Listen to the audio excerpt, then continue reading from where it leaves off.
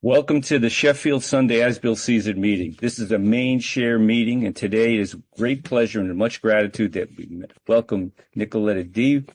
from Summit, New Jersey, I believe the Mixed Nuts Group, who's come to share for about 40 minutes. And then we'll open up the meeting for general sharing. If you'd like to ask a question, thank you, Nikoleta, so much for coming here. It's wonderful to have you here, and the floor is yours. Thank you, Andy. Thank you, everyone. Good morning, good afternoon. My name is Nikoleta. I'm an alcoholic, a sleepy alcoholic. I was telling the group, I think some parts of me are still a little bit asleep right now, so let's see how this goes. Actually, my home group is the Fellowship of the Spirit group in Summit, New Jersey. My previous home group was called the Mixed Nuts. I think one of the reasons I picked it is because of the name. We're usually people that would not mix.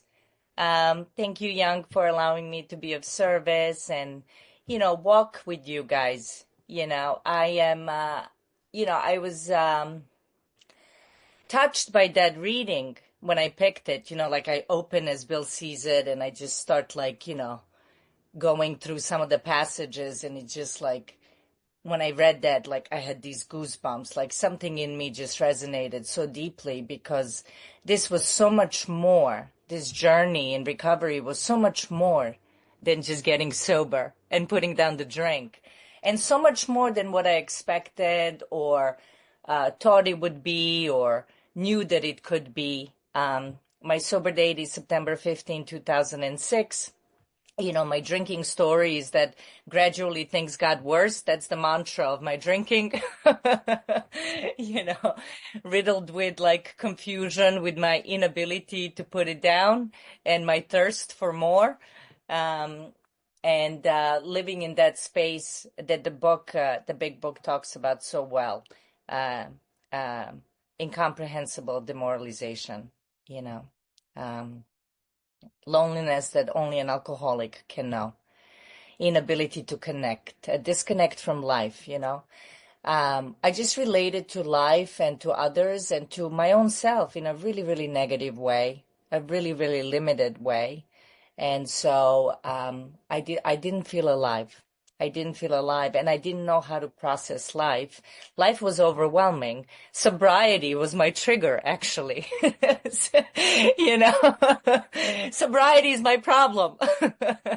Until the point that I couldn't draw a sober breath, and I was drowning in a bottle. And, drowning in a bottle was also a problem because, I couldn't live with it and I couldn't live without it. I was at that turning point for quite some time. And my final solution to that was to end my life. This is the best that I could come up with. This is the three-dimensional world that I lived in. And let me tell you, the longer I'm sober, and it's been 18 plus years, the more I realize how little I know. The more I am stunned by the generosity of what Alcoholics Anonymous gave to me. The depth and weight of this transformation that's offered to us.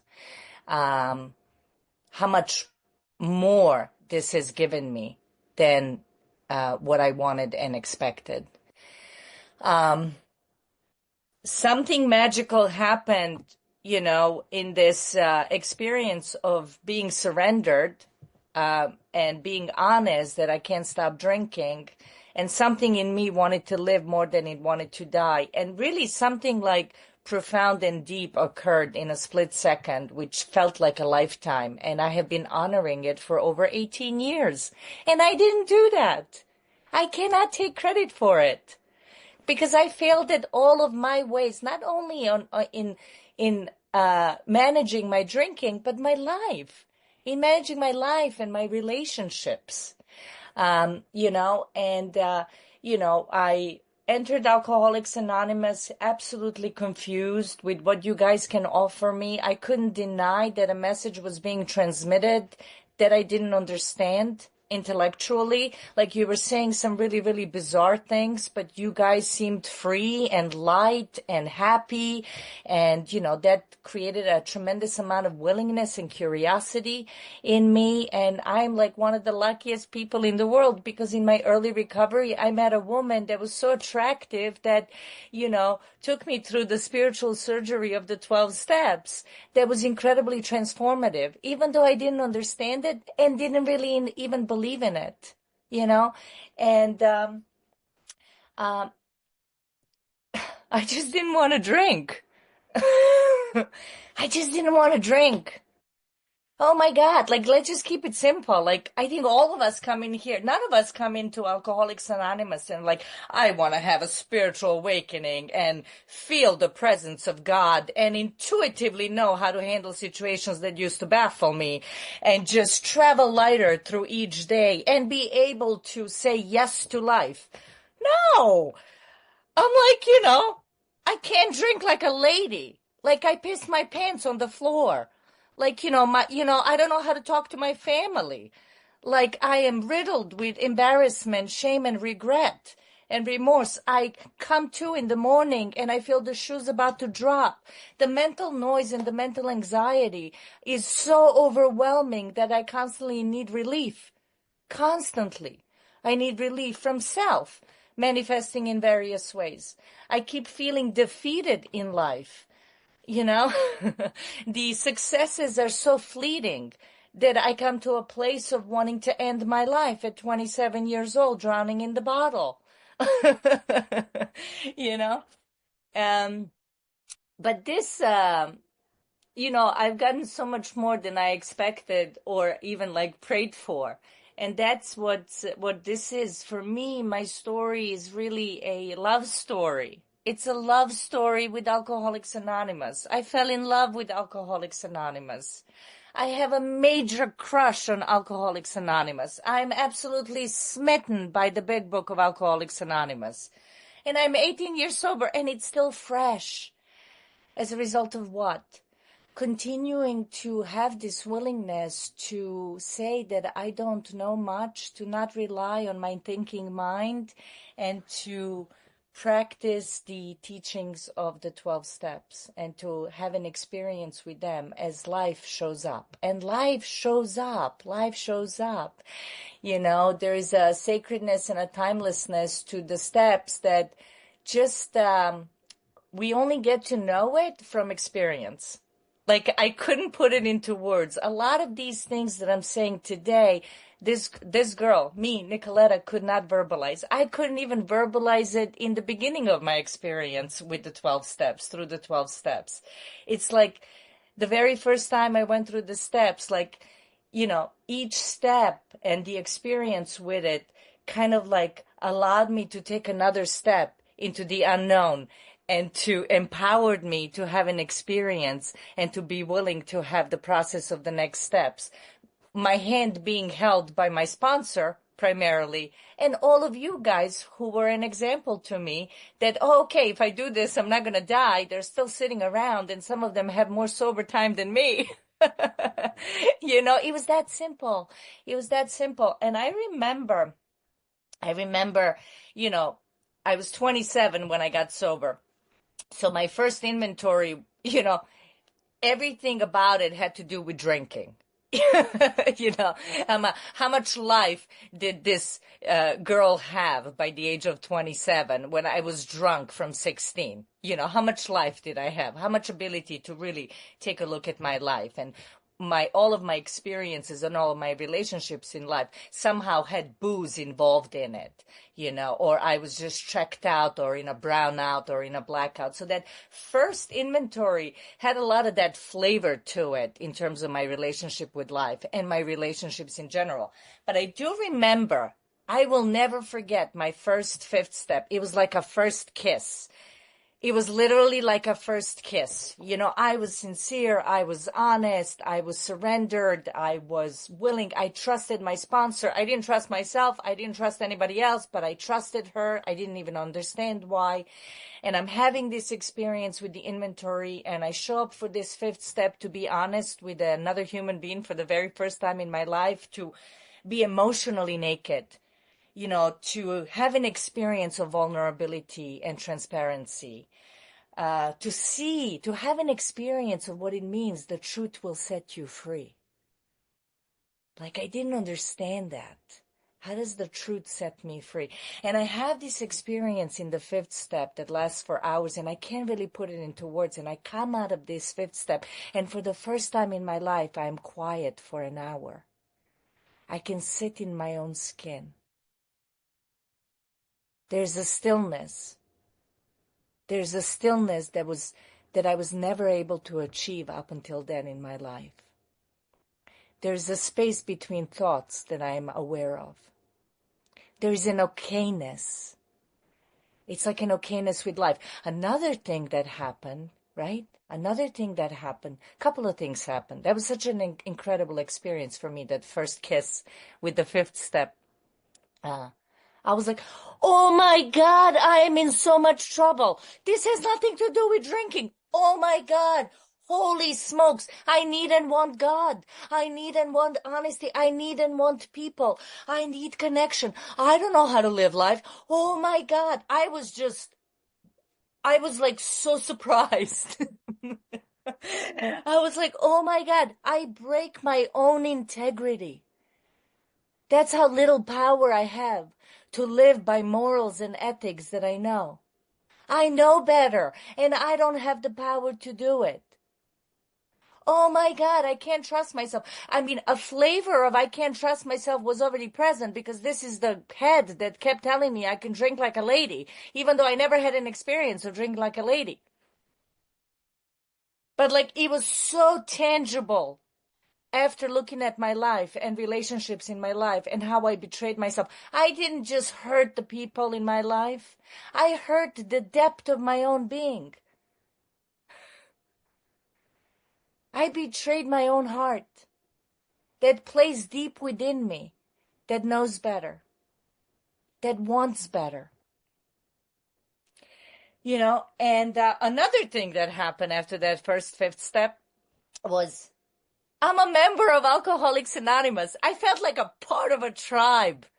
I was like one of you. I can speak your language. I belong. It wasn't just that, an honest desire to stop drinking and the fact that I can qualify as an alcoholic that gave me that seat. It wasn't just that anymore. It was like I was in the inner circle. You know what I mean?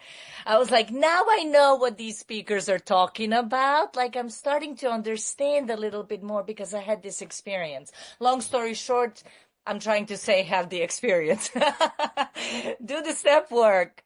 Have the surgery, have the experience, because everything my mind said about this step work and what's going to happen and what it's about, none of that is what happened. None of that. 10 out of 10 times the unexpected happened, not just in the amends, but in every aspect of doing this work. Whatever the narrative was in my head was the opposite of what the experience was. And I couldn't even verbalize it for quite some time.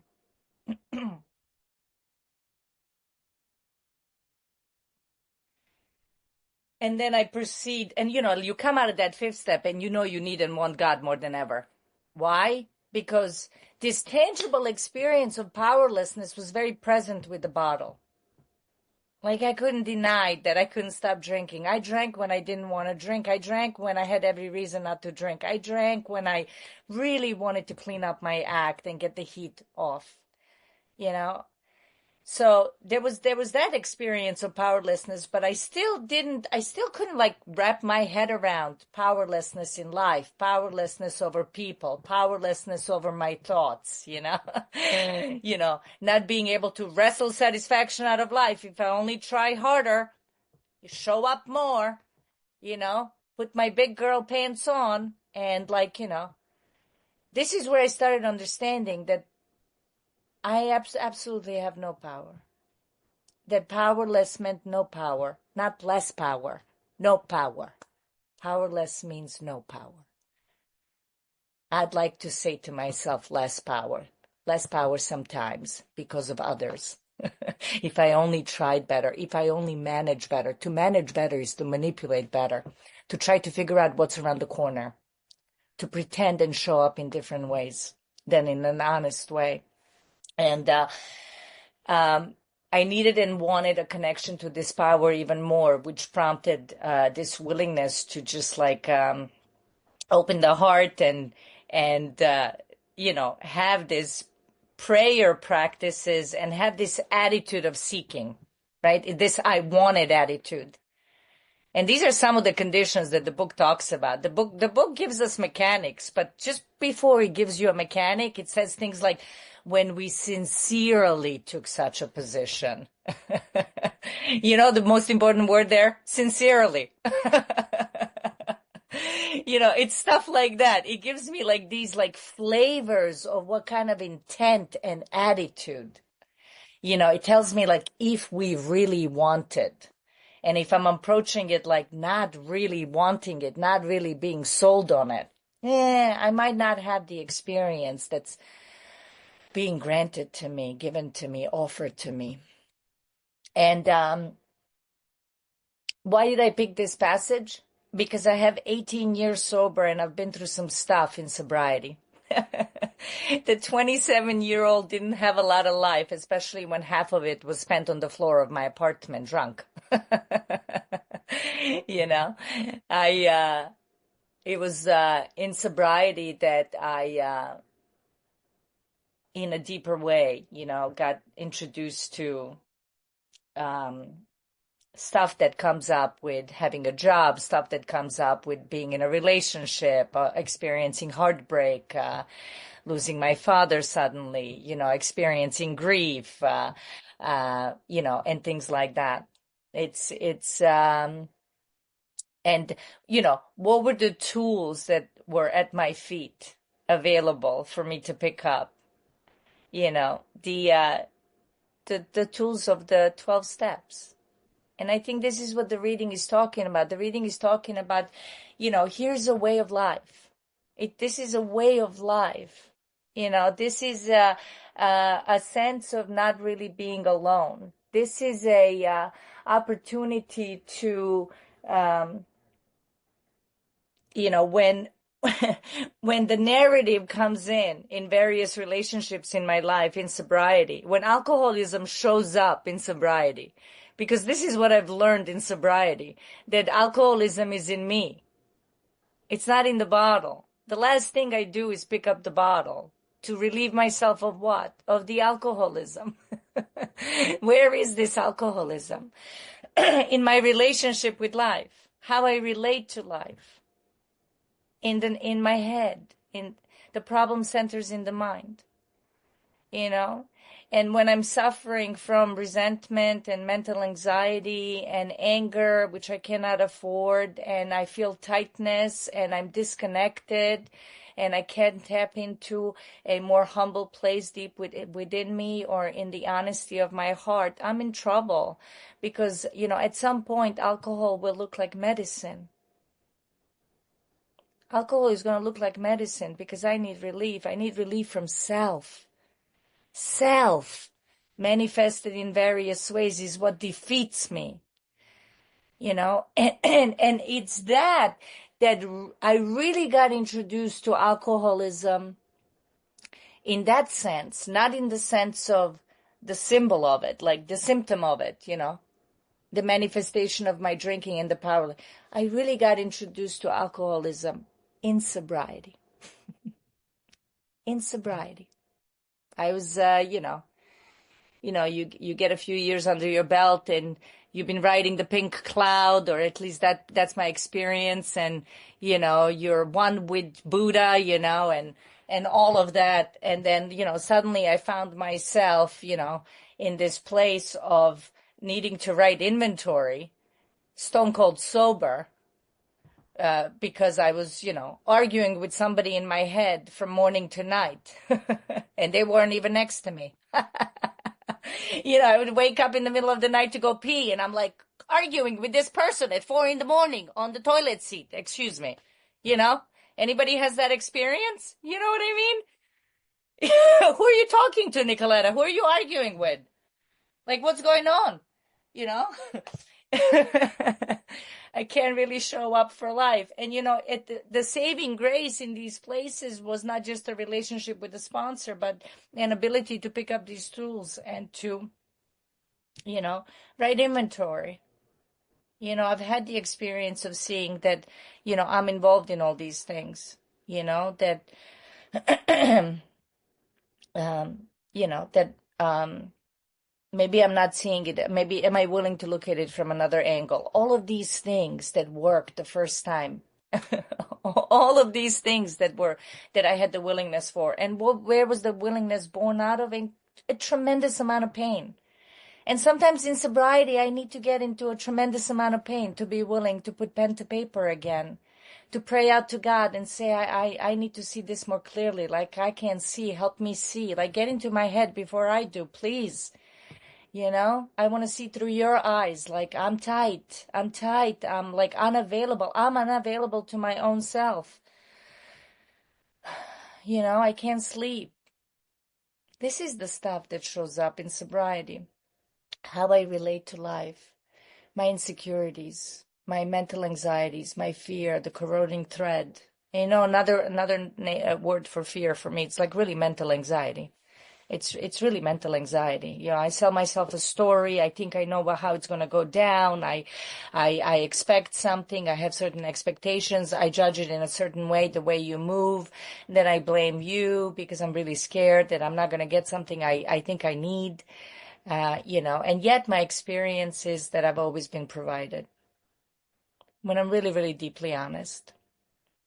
And that the way you move really is none of my business.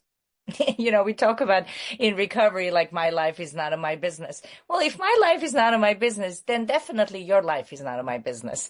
When I say stuff like that, I gotta take it all the way, it applies at all times to everyone. You know what I mean? I can't just like sound spiritual, or, it sounds so good, like, yeah, it sounds good, but like, what does that look like? What does that look like? How come there was a time in my life, many, many years, that I saw that I couldn't trust my mind? Like, what makes me think I can trust it now? When the book says the problem centers in the mind, does it only talk about active alcoholism or it talks about alcoholism? When it talks about the spiritual malady that I'm restless, irritable, and discontent, does that apply only when I'm drunk and drinking? Isn't that restless irritability and discontent present before I pick up a drink? Isn't that why I'm picking up a drink? To relieve myself of that. When I lose that connection in sobriety, I'm in trouble. Alcoholism is like the most misunderstood illness. It's like the most misunderstood illness. And, I get an opportunity in Alcoholics Anonymous over 18 years to see people with 10, 15, and 20 years pick up a drink. And I get to talk to them. Like, what happened? Insanity returns and then we drink again. What's the insanity? I'm not seeing things. I can't differentiate the true from the false. I'm not seeing things the way they are. And I don't have the humility to admit that because I think I should know. And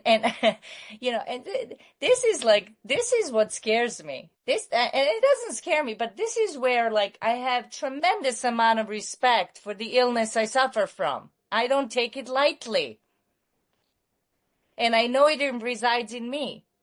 So I can't do this without you. I can't do this without that connection to the power that keeps me sane and sober, but I can't do this without you.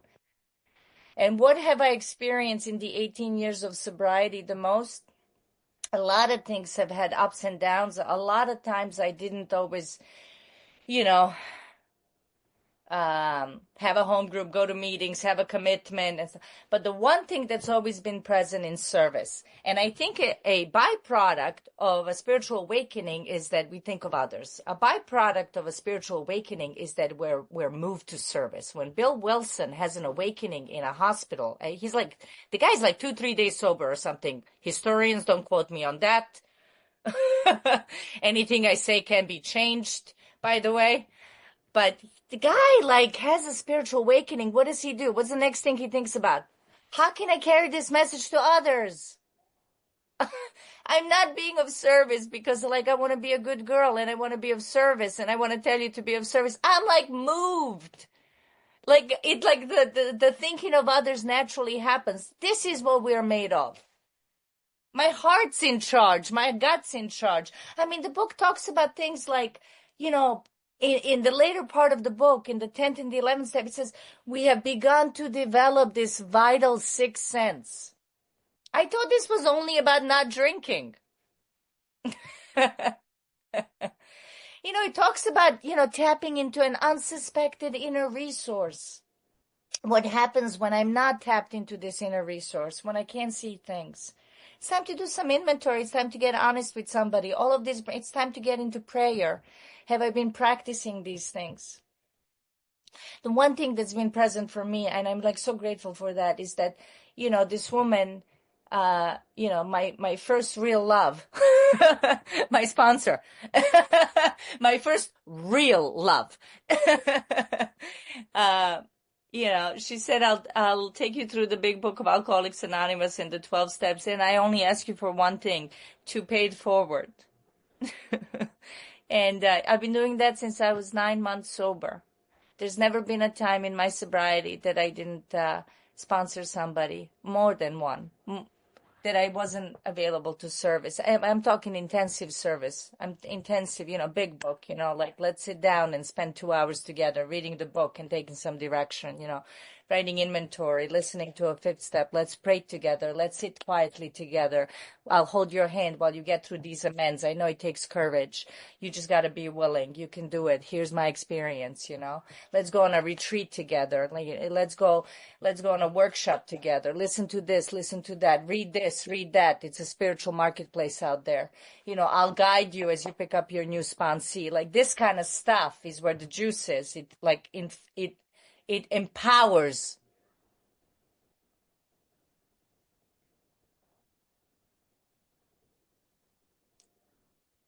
And what is it really that this, and it's so funny, like, we show up to be of service and we do this stuff because we're grateful and we want to honor it. And I find myself over 18 years in the most difficult times of my life being sponsored by all of these women. Because we're actually walking shoulder to shoulder. And I find answers to my own dilemmas in their fifth steps. And I'm reminded of what this journey is about when I read the big book to them. And I'm like in argument with life, and then I'm sitting down with somebody and doing the third step and the third step prayer. And that keeps it alive. That's what keeps it alive. We walk each other home and we remind each other. That's what we do. We walk each other home and we remind each other, because I suffer from an ego that resurfaces and and constantly wants to survive and take over. And it's really, really clever. And it's really, really insecure. And it's just like, it wants to protect me, but it actually, it's a failed system for me to listen to my mind. It's been a failed system when I walked into the rooms of Alcoholics Anonymous. It's a failed system at 45 years old with 18 years of sobriety. And one of its things that is going to convince me that at 18 years of sobriety and 45 years old, having had an experience with the work, that I know better now. I don't. I hope, and pray I never lose this feeling of feeling like a newcomer.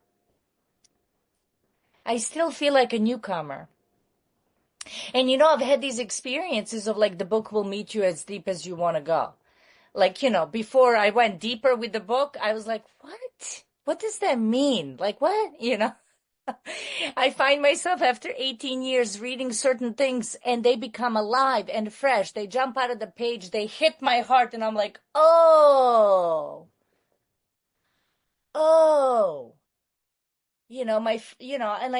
I'm 45. I came here when I was 27, never really married, never had children, never really had even a relationship. I had my first relationships in sobriety. I was with somebody for 12 years almost. My first love. I had a year. He had 3. Oh my God. Oh, you know, and at, 12 years sober, I wanted to kill myself, you know, with the heartbreak and feeling lost. What did I do? It was time for some inventory. I was riddled by fear and heartbreak and confusion and uncertainty. And once again, like the truth was illuminated by inventory. My relationship ideal has changed a few times. And that's okay, because I've changed. My definition of harms has changed a few times because I've grown. My relationship with God has changed tremendously over 18 years because I've deepened. What worked in the first few years doesn't work anymore. Flavors of it do. But this is about growth. This is like, what's the energy? I always like to talk about energy, right? Like, forget mechanics. Like, what's the flavor? The flavor is expansive, fresh. What keeps me interested? Freshness. That's the flavor. But that only comes from an experience and a willingness to continue to do this work and continue to show up. And this is the timelessness of the book and the sacredness of what we're doing. I mean, if the Dalai Lama thinks that, the 12 steps is the greatest spiritual thing that's happened in the 20th or 21st century, like, who am I to say? No, I disagree, Dalai Lama. Thank you very much. There's something here. And I want it. That's the attitude. I want it. And I want it even more after I've experienced it. And that's the beauty of awakening. We wake up a little bit and we want to wake up more. I tasted God. I want to kiss him. I felt that freedom. I felt the okayness in life. I felt that strength and courage that wasn't born of me. Smack in the middle of non-okayness. Ooh, yes. You know what I mean? Why wouldn't I? I'm a junkie. I want more. I suffer from the disease of more. you know? And that's been the story. Life shows up and I get to have the dance with life. I get to have the dance with life with this like power tools and spiritual tools of the 12 steps, and I get to see that it's not a one-time deal. I get to see that my relationship with it changes and grows. I get to see how deep it can take me and carry me. And then I think this is really the beauty of Alcoholics Anonymous. We were reborn. We are given a new life. We're given new eyes. We're given a different set of perception. I mean, all of these things. And as I continue to show up, I get inspired by being a teacher, quote unquote, by being of service, right? By showing up, knowing that I have nothing to teach, right? As what does it mean to be of service, to be available? What's been the biggest teaching that I've had in Alcoholics Anonymous? Just be willing. Like the mind wants to understand and explain and what's the next step and give me exact directions on what to do next and, and my sponsor is always like, just be willing. And I'm like, but I don't know what to say. What am I going to say? Oh my God, Young asked me to speak. Even like, yesterday I spoke to my sponsor. I'm like, I don't do very well. Lena, I don't do very well at 8 a.m. I'm still half asleep. I've never been a morning person. Oh my God, 8 a.m. Like, oh my God, like... Just show up. Just show up. Just show up. It'll come out. It's been a teaching for 18 plus years. I still doubt it. Like, there's a part of me that still doubts it. But thank God my sponsor early on said, well, doubt. You know what I mean?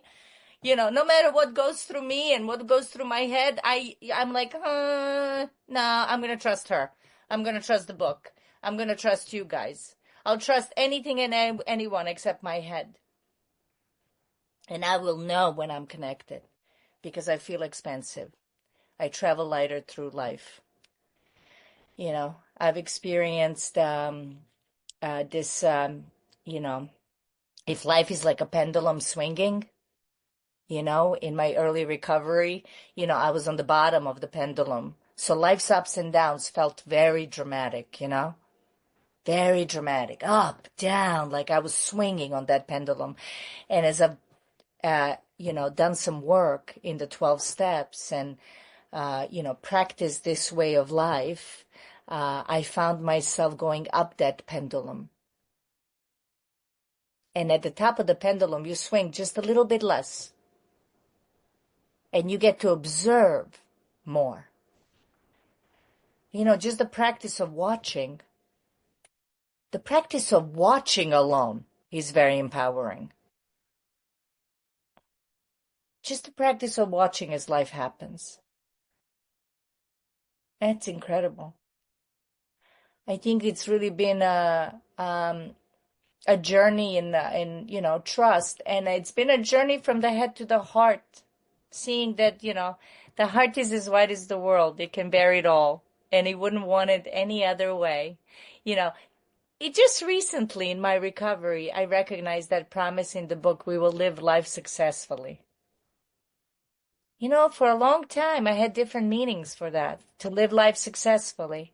Had a lot of different meanings, but now it's about showing up for life.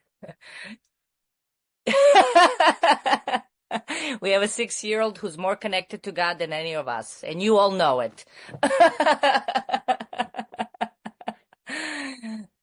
She teaches me so much.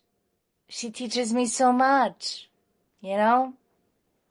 that awe and wonder of a child, that ability to be in a place of mystery, the ability to be present, This is the journey that I'm up against, right? Not living from the head, really, not living from the head. So with that, I'm going to close a little bit early, and thanks so much for letting me share.